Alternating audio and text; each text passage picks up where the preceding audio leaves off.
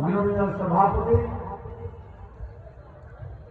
অঞ্চলের কৃতি সন্তান শুধু নন, সারা বাংলাদেশের কৃতি সন্তান, বাংলাদেশ জামাত ইসলামী কেন্দ্রীয় নির্বাহী পরিষদ সদস্য, যেটি আমাদের সবচেয়ে বড় সিদ্ধান্তকারী যে সংস্থা, সেটি তার অন্যতম সদস্য, আপনাদের সন্তান।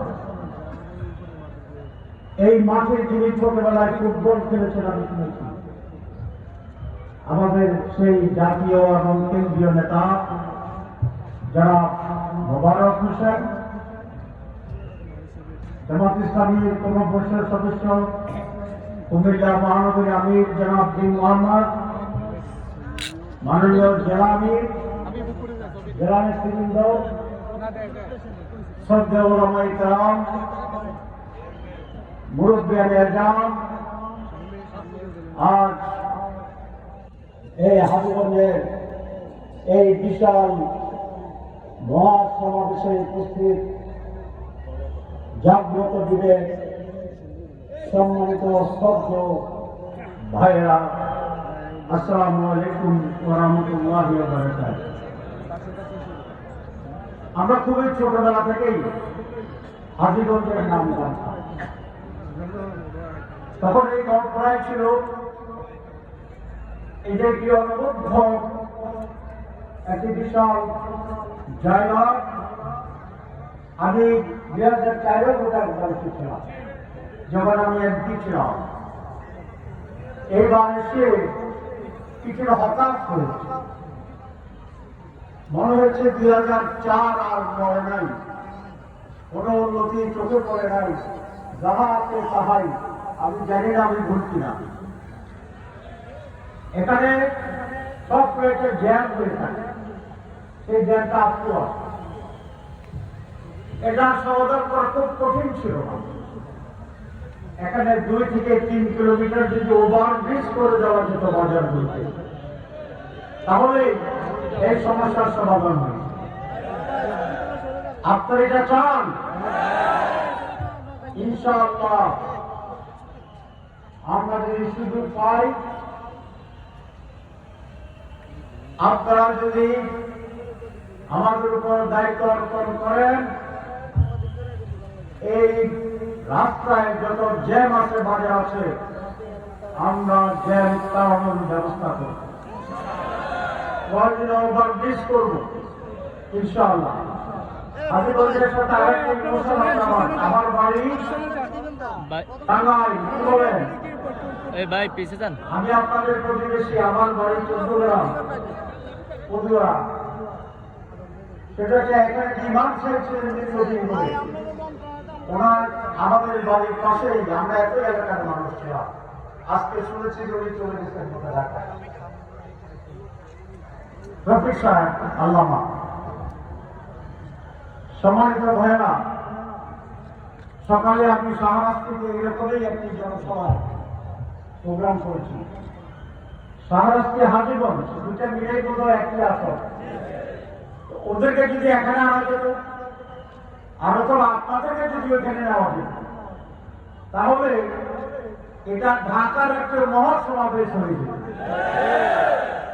আলহামদুলিল্লাহ বলেন, আলহামদুলিল্লাহ, সুন্নাহ আলহামদুলিল্লাহ। মানুষের জনগণের ভিতরে চেতনা ফিরে আসছে, তারা পরিবর্তনের আকাঙ্ক্ষায় উদ্গ্রীব। ওবামা আমেরিকার প্রেসিডেন্ট তার নির্বাচনের আগে একটা স্লোগান দিয়েছিলেন, সেই পরিবর্তন। আজ জামাত ইসলামীর পক্ষ থেকে আমি স্পষ্টভাবে সেই কথাই বলতে চাই, আমরা বাংলাদেশে পরিবর্তন চাই। We want change. বাংলাদেশে পরিবর্তন করতেই হবে। কেন? আমরা স্বাধীন হয়েছি আজকে 55 বছর। আমাদের সৌভাগ্য, বাঙালি জাতি, বাংলাদেশি জাতি, বাংলাদেশের মানুষ সংগ্রামী মানুষ, লড়াকু মানুষ, প্রতিবাদী মানুষ। পাকিস্তানি শাসকেরা ভাষা, উর্দু ভাষা চাপিয়ে দিয়েছিল, আপনারা জানেন। বাংলার মানুষ সেটা গ্রহণ করেনি, লড়াই করে, সংগ্রাম করে, জীবন দিয়ে, রক্ত দিয়ে, প্রতিবাদ দিয়ে ঢাকা বিশ্ববিদ্যালয়ে 144 দ্বারা ভেঙে ভাষার অধিকার প্রতিষ্ঠা করেছিল। ঠিক কিনা? রফিক জব্বাররা আমাদের ভাই। আমরা 47 সালে স্বাধীন হয়েছিলাম ব্রিটিশ বেনিয়ার বিরুদ্ধে। 3 বছরের পাকিস্তানি শাসকরা অধিকার দেয় নাই, সমান চাকরি দেয় নাই, জবাবদের সমান ছিল না। সেই কারণে 71 আবার লড়াই, আবার সংগ্রাম, আবার স্বাধীনতা যুদ্ধ। আমরা ছাড়বে না। সেই যুদ্ধে আমরা বিজয় হয়েছিলাম, পাকিস্তানের স্বৈর শাসককে পরাভূত করেছিলাম। ভাষার লড়াই, বিজয়ের লড়াই, 71-এর লড়াই, স্বাধীনতা সিরিয়ানের লড়াই। তারপর স্বাধীন বাংলাদেশে এই নতুন পতাকা, এই নতুন সূর্য, এই নতুন মানচিত্র আমরা নতুন করে পেলেও আমরা স্বাধীনতার স্বাদ গ্রহণ করতে পারিনি। কারণ 71-এর স্বাধীনতার পরে যারা ক্ষমতা এসেছিল, তারা সেই মানসিকতা, সেই ব্রিটিশ দুনিয়ার যে মনস্তত্ব, সেটি তারা আবার শোষণ শুরু করেছিল, একদলীয় শাসন করেছিল। বাংলার মানুষের ভাগ্যের পরিবর্তন হয়নি, রাজনীতির পরিবর্তন হয়নি, সংস্কৃতির পরিবর্তন হয়নি, মানসিকতার পরিবর্তন হয়নি, উন্নয়নের পরিবর্তন হয়নি। তারপর 75-এর সেই দুর্ভাগ্যজনক ঘটনা, পরিবর্তন সাময়িক, কিন্তু দেশ শাসন আগের মতো, ধারা আগের মতো, তার পরিণতি আবার আকাশী। যারা নতুন রাষ্ট্র একই অবস্থা, সেই লুটপাট, সেই দুর্নীতি, সেই ধ্বংসের রাজনীতি, হিংসার রাজনীতি, অত্যাচারের রাজনীতি, জমাই দেওয়ার রাজনীতি, তার পরিণতি আবার সাদের বিপ্লবের পরিবর্তন। তারপর যারা ক্ষমতা এসেছেন একই ধারার পরিবর্তন হয়নি, কিন্তু 5 আগস্ট এক ঐতিহাসিক পরিবর্তনের মাধ্যমে শুধুমাত্র ক্ষমতার পতনে উত্থান হয়নি, মানুষের চোখ খুলে দিয়েছে, বিবেক খুলে দিয়েছে, পরিবর্তনের প্রয়োজন অনুভব করছে। মানুষ একটি গুণগত রাজনৈতিক পরিবর্তন চায়। মানুষ শাসনের সংস্কার চায়, অর্থনৈতিক সংস্কার চায়, নির্বাচনের পদ্ধতির সংস্কার চায়। মানুষ আর পুরানো বাংলাদেশে বাস করতে চায় না। সুতরাং এই যে পরিবর্তন প্রয়োজন, একটি পরিবর্তিত, আধুনিক, প্রগ্রেসিভ, পজিটিভ রাজনীতি এবং বাংলাদেশ, এইটাই জামাত ইসলাম গড়ে তুলবে। আপনারা চান এখানে লুটপাট থাকবে না, দুর্নীতি আর চলবে না, চাঁদাবাজি চলবে না, নারী ইজ্জত হারান হতে দেব না, মানুষের পর মানুষের শোষণ চলবে না। এখানে সততা প্রতিষ্ঠিত হবে, হাজার হাজার কোটি টাকার লুটপাটের দিন শেষ,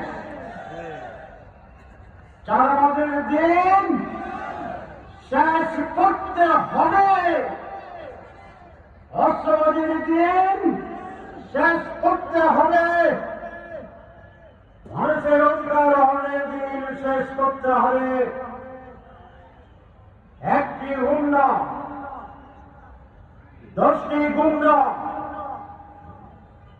একটি গুন্ডা 20টি গুন্ডা, নির্বাচন ঠান্ডা। এই নির্বাচন আর হবে না, হবে না, হবে না, হতে দেওয়া হবে না, হতে দেওয়া হবে না, হতে দেওয়া হবে না। 5 আগস্টে যে রক্ত আমরা দিয়েছি, যে জীবন আমরা দিয়েছি, বাংলা মানুষ দিয়েছে, ছাত্ররা দিয়েছে, শিশু দিয়েছে, নারী দিয়েছে, শিক্ষিতরা দিয়েছে, কিশোর দিয়েছে, রিক্সাওয়ালা দিয়েছে, আলোওয়ালা দিয়েছে, সকল মানুষের রক্তদানের যে রেজাল্ট, যে বিপ্লব, এই বিপ্লব 55 বছরের মতো করে আর হারিয়ে যেতে দেওয়া হবে না ইনশাআল্লাহ। আমরা যে কোনো মূল্যে পরিবর্তন আনবো, প্রতিটি পরিবর্তন যদি প্রয়োজন হয় এই লড়াই বারবার করা হবে, রাজপথকে নিয়ন্ত্রণ করা হবে,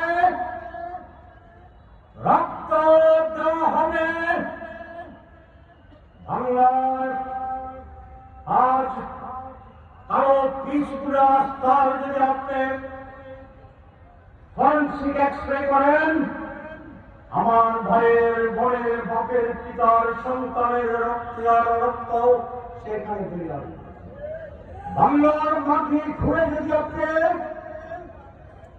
আজ দেখতে পান, আমার ভাই, আত্মা, পিতার আত্মীয়ের হাড় এবং হাড্ডি গোস্ত পড়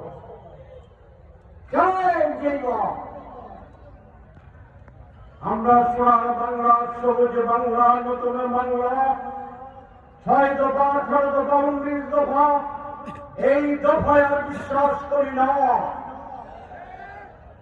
আমরা এক দফা, আগে ছিল 1 দফা, হাসিনা পদক্ষেপ ছিল না, এবারে 1 দফা। সকল অবৈধ, অন্যায়, অস্থিরতা, নেগেটিভ রাজনীতি, অর্থনীতি, সংস্কৃতি সকলের কবর রচনা করে বাংলাদেশে নতুন সূর্যোদয় ঘটাবো ইনশাআল্লাহ। রাজি আছেন? কেন দরকার? আজকে চাউলের দাম 60 টাকা, 70 টাকা, 80 টাকা। এটাকে শুধু জামাত ইসলামীর লোকদের কিনতে হয়? আওয়ামী লীগের লোকেরা কি 10 টাকায় চাল কিনে? বিএনপির লোকেরা কি 15 টাকায় চাল কিনে? সাধারণ লোকেরা কি 20 টাকায় চাল কিনে? তাহলে আজ দ্রব্যমূল্যের যে আধার, যে কষ্ট, এটা এই দেশের সকল মানুষের জন্য। সকল মানুষের প্রয়োজন চাউলকে ক্রয় ক্ষমতার ভিতরে আনতে হবে। আজকে যে দুর্নীতির কষ্ট আমাদের উপরে, এটা কি শুধু জামাতের লোকদের উপরে? সকল মানুষের উপরে। যে লুট করেছে তার উপর একটা অংশ পড়ে, কম বৃদ্ধি। সুতরাং পরিবর্তন কেন প্রয়োজন? আমার খাদ্যের সমস্যার সমাধান। পরিবর্তন কেন প্রয়োজন? আমার কাপড়ের সমস্যার সমাধানের জন্য। পরিবর্তন কেন প্রয়োজন? আমার ন্যায় বিচার করার অধিকারের জন্য। পরিবর্তন কেন প্রয়োজন? আমার বাবুর ইজ্জতকে সংরক্ষণ করার জন্য। এই কোন দেশ? এই কোন বাংলাদেশ যেখানে 100 জন মেয়ের সংগ্রাম নষ্ট করে ধর্ষণের সেঞ্চুরি পালন করা হয়? এই কোন দেশ যে দেশে হেলিকপ্টার দিয়ে গুলি করে তাদের উপরে একজন মানুষকে হত্যা করা। এটি কোন দেশ? যে দেশের মালিকেরা, রক্ষকেরা, প্রধানমন্ত্রীরা, মন্ত্রীরা, এসপিরা, ডিসিরা, ব্যবসায়ীরা গরিব মানুষের রক্ত শোষণ করে হাজার হাজার কোটিকে বিদেশে পাচার করে দেয়। এই কোন দেশ? যেখানে মানুষ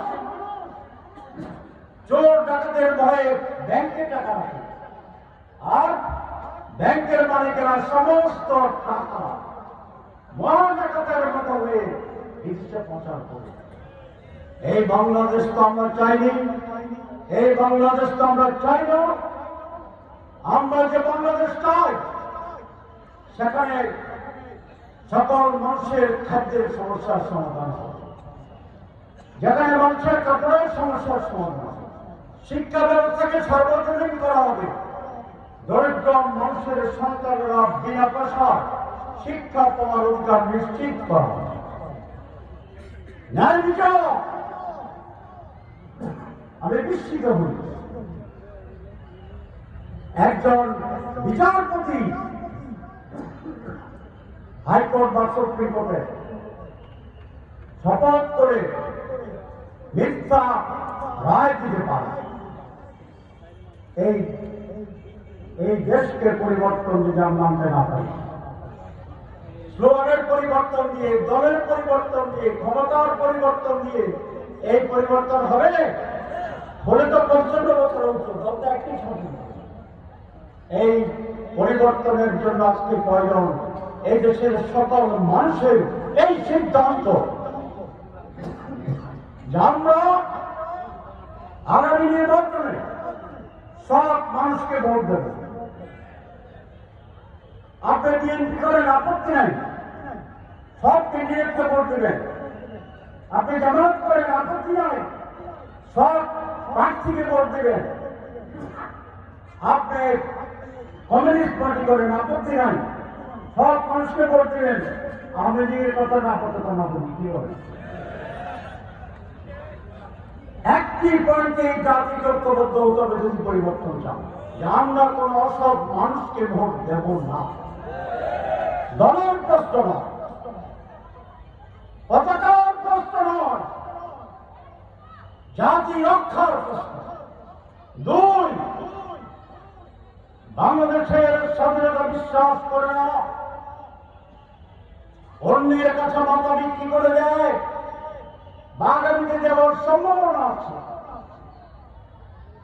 এইরকম দুর্বল মাথা বিক্রি নেতৃত্বকে ভোট দেব না। এটাকে যাতে একমত হতে হবে। আমরা যদি এবং যাদেরকে আমরা নির্বাচিত করবো তাদেরকে পাওনা দিতে থাকবো, আর কোন ভোট ডাকাতে হবে না। আগে বলছি, এবার একমত হতে হবে।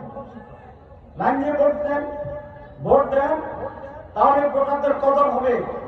রাতের বেলা গিয়ে বড় বড় এমপি সাহেবেরা, প্রার্থীরা আপনার পায়ে গিয়ে সালাম করবে। আর যদি কুন্ডা কুন্ডা ঠান্ডা বাংলার নির্বাচন হয়, তাহলে জনগণের ডেমোক্রেসিতে কোনো কদর থাকে না।